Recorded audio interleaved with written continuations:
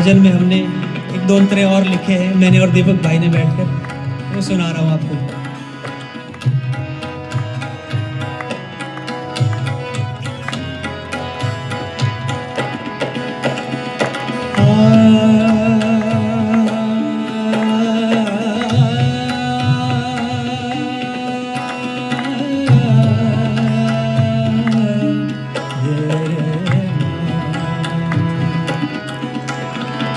वेदों ने तुझको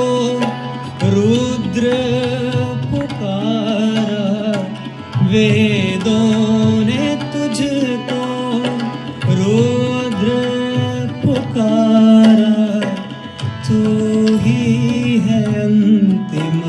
किनारा, भोले बाबा तू ही